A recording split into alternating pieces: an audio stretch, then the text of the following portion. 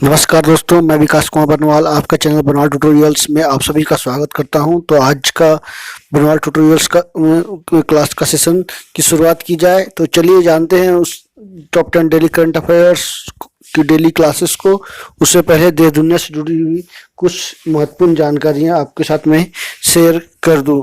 तो तेलंगाना की मानसा वाराणसी जो कि 23 साल की कंप्यूटर इंजीनियर हैं, उनको मिस इंडिया का खिताब मिला है। उसके बारे में मैं विस्तार से चर्चा करूंगा आगे के वीडियो में।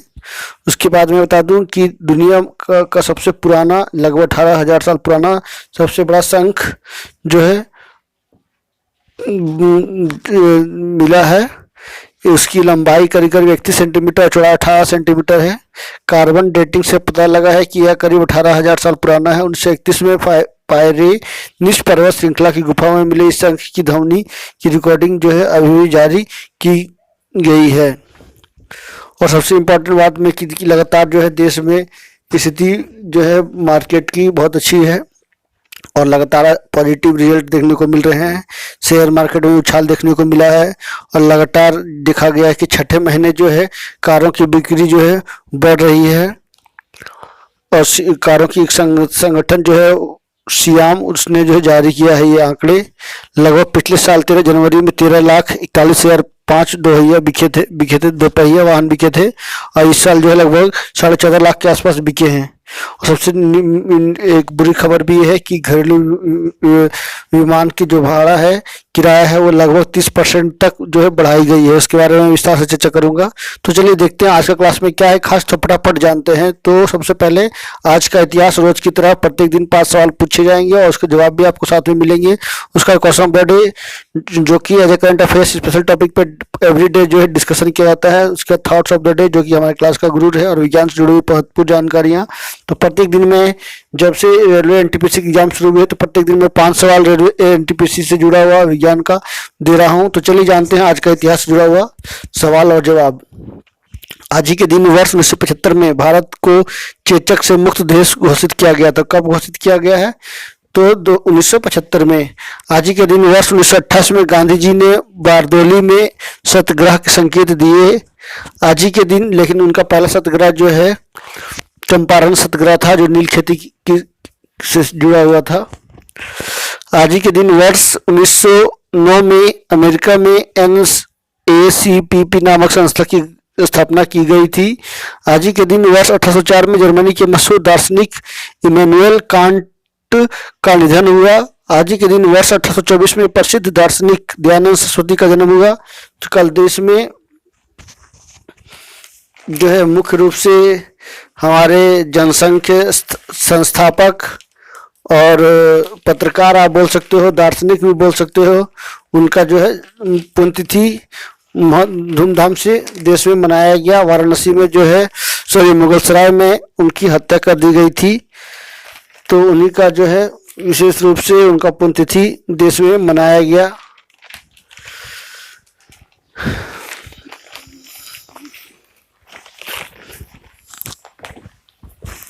तो चलिए आगे देखते हैं question of the day. Supreme court ने दिव्यांगों को की गरिमा पूर्ण जीवन और समान अवसर के लिए सक्षम बनाने की दिशा में गुरुवार को जो है एक फैसला सुनाया है।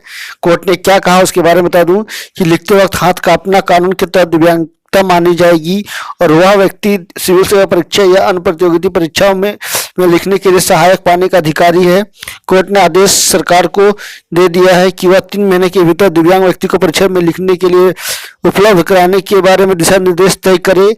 यह अहम फैसला न्यायमूर्ति DY चंद्रचूड़, इंदिरा बनर्जी और संजीव खन्ना की पीठ ने यूपीएससी परीक्षा में सहायक विकास कुमार की याचना स्वीकार करते हुए सुनाया है। सुप्रीम कोर्ट ने 62 पेजों के विस्तृत फैसले में दिव्यांगों को समर्थ बनाने और बराबरी का अवसर उपलब्ध कराने के कारणों का व्यापक विश्लेषण भी किया है।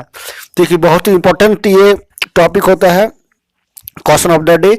तो प्रत्येक दिन मैं स्पेशल टॉपिक को चुन करके लेकर आता हूं जो काफी इंपॉर्टेंट होता है, हमारे अधिकारों से जुड़ा हुआ हो, देश से जुड़ा हुआ हो। तो ये दिव्यांगों के लिए एक महत्वपूर्ण जो फैसला सुप्रीम कोर्ट के द्वारा सुनाया गया है। तो आने वाले समय में दिव्यांगों को बहुत सारे अवसर मिलने जा रहे हैं। तो आगे देखते हैं thoughts of the day. Winners are not people who never fail, but people who never quite. विजेता वो लोग नहीं होते जो कभी फेल नहीं करते, बल्कि विजेता वो होते हैं जो कभी क्विट नहीं करते हैं, यानी हार नहीं मानते हैं, अपनी लड़ाई, अपनी त्याग, अपनी स्ट्रगल जारी रखते हैं। तो बहुत ही इंपॉर्टेंट ये लाइन है कि winners are not people who never fail but people who never quit. तो कभी भी हार नहीं मानना चाहिए। एक देख सकते हैं तस्वीरें में दिख रही है चींटी जो एक लकड़ी को अपने किस बलबूते पर उठाया हुई है, अपनी से कितनी गुनी भारी वजन को। तो जरूरी नहीं है कि आप जो है एक बार फेल हो जाते हो तो आप हार मान लो, ऐसे नहीं है। आप अपना जो है कोशिश जारी रखना है। तो बहुत ही अच्छी लाइन थी, हम सभी को मोटिवेट कर दी है इस लाइन ने। तो आगे देखते हैं करंट अफेयर्स क्लास को। तो फटाफट पेन पेंसिल लेकर तैयार हो जाइए। और आगे बढ़ने से पहले मैं आप सभी से एक और फिर से रिक्वेस्ट करूंगा कि आप मेरे चैनल पर नए हो तो एक बार जरूर सब्सक्राइब कर ले, बेल आइकन प्रेस कर दे ताकि ऑल काइंड ऑफ नोटिफिकेशन मिल सके। तो चलिए जानते हैं आज का टॉप 10 डेली करंट अफेयर्स को। तो आज का पहला न्यूज क्या है तो उसके बारे में विस्तार से हम लोग जानेंगे। तो आज का पहला न्यूज को विस्तार से पढ़ते हैं। सेबी ने एनएससी पर, नेशनल सिक्योरिटी एक्सचेंज है ना, एनएससी पर 1 करोड़ रुपए का जुर्माना लगाया। सेबी की स्थापना 1992 में की गई है। तो सेबी ने जो है एनएससी पर 1 करोड़ रुपए का जुर्माना लगा दिया है। तो एक बहुत बड़ी न्यूज आपको देखने को मिल रही है। नेक्स्ट देखते हैं, तेलंगाना की 23 वर्षीय कंप्यूटर इंजीनियर मानसा वाराणसी 2020 की मिस इंडिया चुनी गई हैं। तो वाराणसी से बिलोंग, वो वाराणसी उनका नाम टाइटल, लेकिन वाराणसी से बिलोंग नहीं करती, वो तेलंगाना की है मूल रूप से। और हरियाणा की मनिका सुयोगनंद को मिस ग्रांड इंडिया और यूपी की मान्या ओम प्रकाश सिंह को मिस इंडिया रनर अप का खिताब मिला है। कोरोना कारण मिस इंडिया ऑर्गेनाइजेशन ने वर्चुअल पीजेंट का आयोजन किया था। इनका फिनाले बुधवार को मुंबई में हुआ था। तो मिस इंडिया का खिताब मिल चुका है तेलंगाना की 23 वर्षीय कंप्यूटर इंजीनियर मानसा वाराणसी को। और मिस इंडिया रनर अप की खिताब जो है यूपी की मान्या ओम प्रकाश को, मिस ग्रांड इंडिया हरियाणा की मनिका सुयोगनंद को दी गई है। आगे देखते हैं, केंद्र सरकार ने 50 साल से ज्यादा उम्र के 27 करोड़ लोगों को कोरोना के मुफ्त टीके देने की तैयारी शुरू कर दी है। लगभग फंड में करीब जो पीएम केयर फंड था उसमें 35,000 करोड़ रुपया से 46,000 करोड़ रुपया से लगभग 46 करोड़ लोगों को मुफ्त टीका देना संभव हुआ है। तो पीएम केयर की जो है घोषणा 28 मार्च को स्थापित किया गया था 2020 में। 1 फरवरी को पेश केंद्रीय बजट में वैक्सीन के लिए 35,000 करोड़ रुपए भी जो है घोषित किए गए हैं। स्वास्थ्य मंत्रालय ने एक वरिष्ठ अफसर ने यह करीब बताया कि इस राशि से लगभग 46 करोड़ को वैक्सीन के 2 डोज मुफ्त में दिया जा सकेंगे अगर राज्य खर्च उठाने से इनकार करते हैं कि बजट में घोषित राशि को बढ़ाया जा सकता है। और पीएम मोदी जो है इसी महीने मुख्यमंत्री के साथ रणनीति भी बनाने वाले हैं। अगले चरण की रूपरेखा भी आखिरी दौर पे जारी है। आगे मैं इंपॉर्टेंट न्यूज बता दूं, दुनिया की सबसे बड़ी स्टील कंपनी ArcelorMittal के मौजूदा मुख्य वित्तीय अधिकारी यानी chief finance officer Aditya Mittal पिता संस्थापक लक्ष्मी मित्तल की जगह CEO बनने जा रहे हैं। तो उनको जो बनाया जाएगा। चौथी तिमाही में उम्मीद से ज्यादा मुनाफा की घोषणा के साथ ही कंपनी ने यह जो जानकारी दी है। ArcelorMittal की लग्जमबर्ग स्थित मुख्यालय में गुरुवार को जानकारी दी गई। चौथी तिमाही में उनका मुनाफा करीब 12,606 करोड़ रुपया रहा है। देश की घरेलू हवाई सफर 30% तक महंगा हो गया, यानी 10% से 30% तक महंगा हो चुकी है। मुंबई से दिल्ली की बात की जाए या दिल्ली से गुजरात की बात की जाए तो सभी घरेलू किराए में जो है भारी बढ़ोतरी हुई है। एक तरह का नेगेटिव न्यूज आपको सुनने को मिल रहा है। तो सरकार ने जो है इस किराए को साफ तौर पर बढ़ा दिया है। नेक्स्ट देखते हैं, संयुक्त राष्ट्र द्वारा प्रत्येक वर्ष 10 फरवरी को विश्व दलहन दिवस मनाया जाता है। तो संयुक्त राष्ट्र के द्वारा जो है मनाया जाता है। और इसमें फूड एंड एग्रीकल्चर ऑर्गेनाइजेशन की बहुत सारी बड़ी भूमिका होती है, जिसकी हेडक्वार्टर रोम में है। इस बार थीम जो रहा है nutritious seeds for a sustainable future. तो वर्ल्ड पल्सेस डे हर वर्ष यानी प्रत्येक वर्ष 10 फरवरी को मनाया जाता है।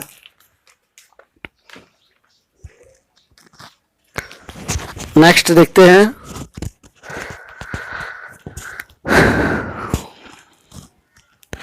विश्व यूनानी दिवस है ना। विश्व यूनानी दिवस प्रत्येक वर्ष 11 फरवरी को मनाया जाता है।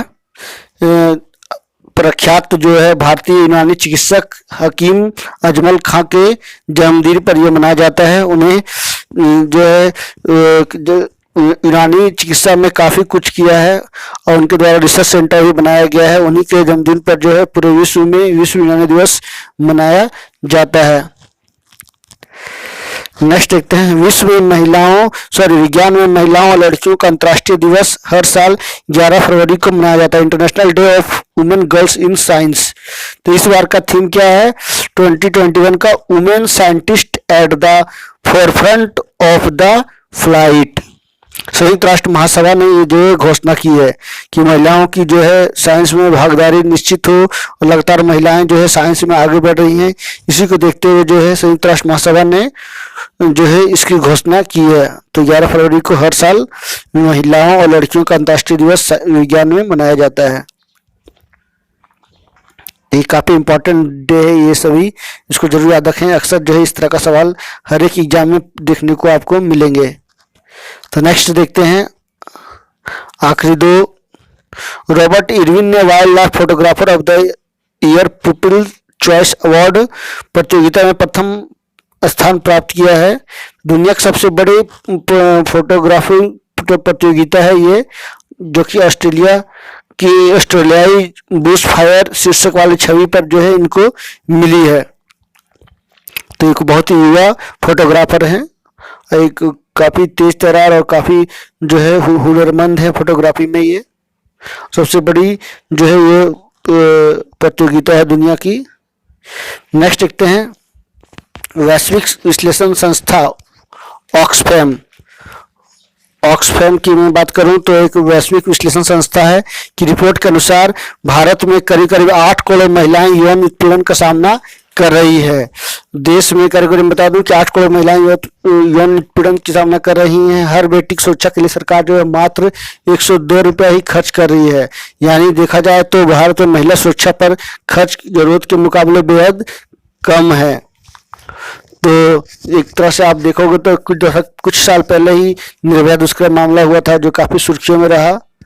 तो औसतन लगभग 30 करोड़ महिलाएं जो है कहा जाए तो 8 करोड़ महिलाएं जो है यौन उत्पीड़न का सामना कर रही हैं। तो देख सकते हैं कि महिलाओं के लिए 600 वन स्टॉप क्राइसिस सेंटर और आश्रय केंद्र जो है बेहद कम बनाए गए हैं। सरकारी अपराध डेटा के मुताबिक देश में 2018 में दुष्कर्म के लगभग 34,000 मामले दर्ज हुए हैं। इसके पहले साल में भी इतने ही मामले आए थे।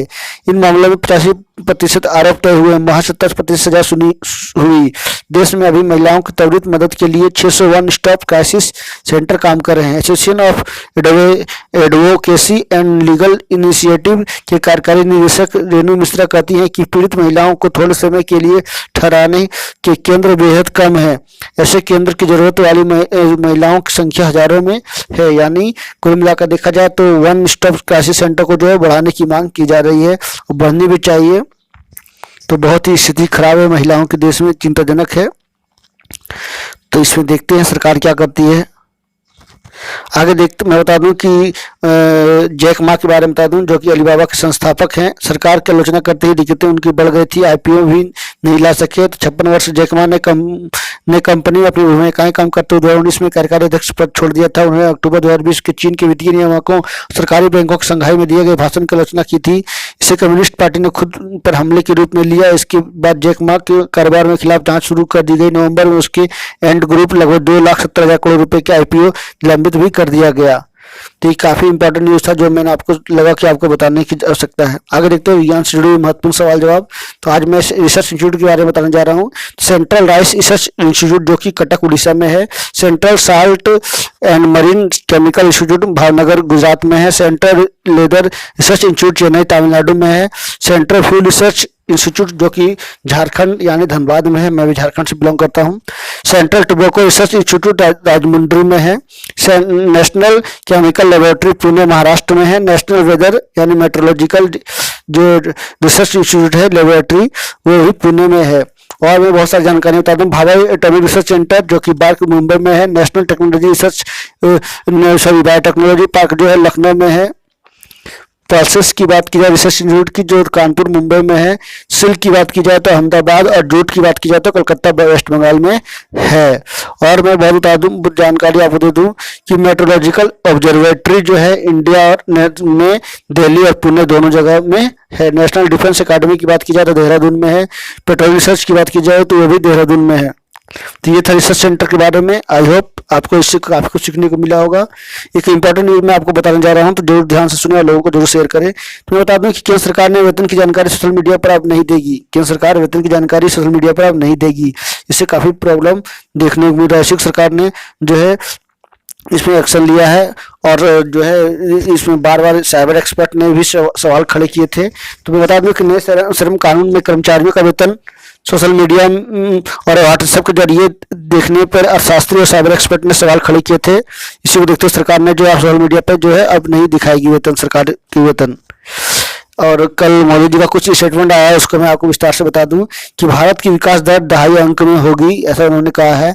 भारतीय लोकतंत्र में आंदोलन का महत्व है और रहेगा, लेकिन आंदोलनजीवियों ने किसानों के पवित्र आंदोलन को बदनाम किया है। नरेंद्र मोदी का स्टेटमेंट आया है। धीरज नहीं रोके तो कहा दादा, अब ज्यादा हो रहा है। कृषि से जुड़े कानूनों पर प्रधानमंत्री बोलने लगे तो कांग्रेस नेता अधीर रंजन चौधरी टिप्पणी करने लगे। इस पर पीएम ने पहले हंसते हुए चुप रहने का सुझाव दिया। नहीं माने तो पीएम ने कहा अब ज्यादा हो रहा है, बंगाल में टीएमसी से ज्यादा पब्लिसिटी आपको मिल जाएगी। आत्मनिर्भर भारत से बनेगी दुनिया में जगह। प्रधानमंत्री मोदी ने साफ तौर पर कहा कि कोविड महामारी के पश्चात दुनिया में अपनी जगह बनाने के लिए देश को सतर्क होना पड़ेगा।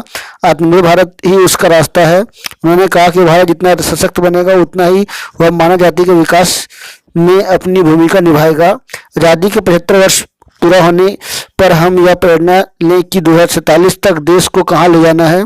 कोरोना काल में भारत ने जिस प्रकार से दुनिया को संभालने में मदद की वह टर्निंग पॉइंट है। कोरोना के दौरान स्वास्थ्यकर्मी, सफाई कर्मी भगवान बनकर आए। कांग्रेस पार्टी का भला नहीं कर सकती देश की, इसका एक तबका राज्यसभा में पहले चलता था, अब लोकसभा में दूसरी तरफ देखने को मिला। तो ये स्टेटमेंट थी मोदी जी का जो कल उन्होंने दिया था। तो ये था आज का class top 10 daily current affairs. तो आई होप आज की क्लास से आपको काफी कुछ सीखने को मिला होगा। तो नेक्स्ट वीडियो के साथ मैं विकास कुमार फिर मिलूंगा। तब तक के नमस्कार सब आके आते आते आप सभी से रिक्वेस्ट करूंगा कि आप मेरे चैनल पर नए हो तो एक बार जरूर सब्सक्राइब कर लेना, बेल आइकन प्रेस कर देना ताकि ऑल काइंड्स ऑफ नोटिफिकेशन आपको सब पहले मिल सके। और आते आते आपसे फिर से मैं बता दूं कि आपने कल का टॉप 10 डेली करंट अफेयर्स का क्लास नहीं किया है तो मैं इसका लिंक शेयर कर देता हूँ, आप उस पर जाके देख सकते हो। So thank you very much for watching. Thank you.